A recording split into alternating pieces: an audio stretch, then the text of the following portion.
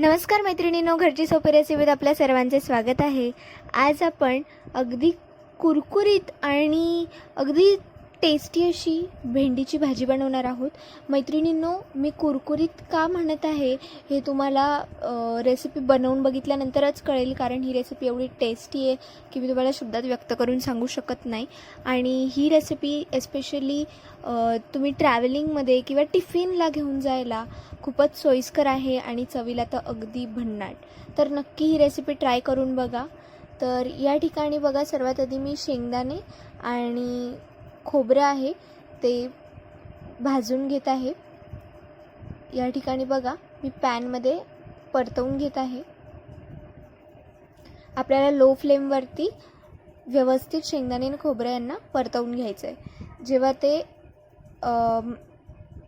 थोडे असे एंडिंगला आले असतील, म्हणजे जवळपास परतले गेले असतील 80%, तेव्हा आपण त्यामध्ये लसणाच्या पाकळ्या घालणार आहोत।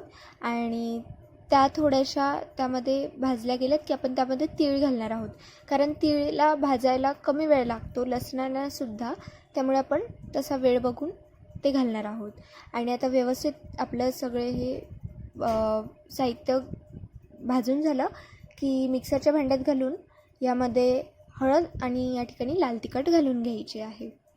लाल तिखट या ठिकाणी साधारणतः मी 1.5 चमचा घातलेली आहे।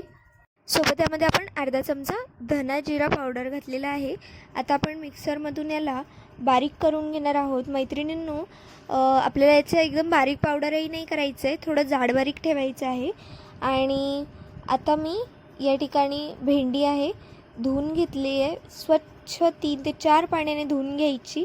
आणि त्यानंतर कोरड्या कापडाने आपण भेंडीला व्यवस्थित पुसून घेणार आहोत आणि तिचे काप करून घेणार आहोत। त्यानंतर कढईमध्ये तेल घातलेलं आहे, गॅसची फ्लेम लो ठेवायची आहे आणि तेलामध्ये आपण 1 चमचा मोहरी घालणार आहोत। आणि मोहरी तडतडली की यामध्ये आपण भेंडी घालणार आहोत।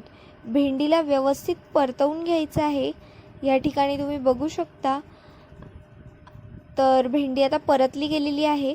आपण भेंडीवर झाकण ठेवून घ्यायचं आहे। परतून झाल्यानंतर आता झाकण काढून घ्यायचं आणि पुन्हा आपण भेंडीला परतून घेणार आहोत। आता या ठिकाणी तुम्ही बघू शकतात, आपण भेंडीतलं जे काही मॉइश्चर आहे ते पूर्ण जास्तोपर्यंत आपण भेंडीला अशाच प्रकारे शिजवणार आहोत।